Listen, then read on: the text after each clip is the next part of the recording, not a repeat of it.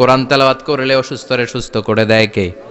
সূরা ফাতিহা তেলাওয়াত করলে অসুস্থকে সুস্থ বানিয়ে দেয় কে? আবার মধু খেলে সুস্থ বানিয়ে দেয় কে?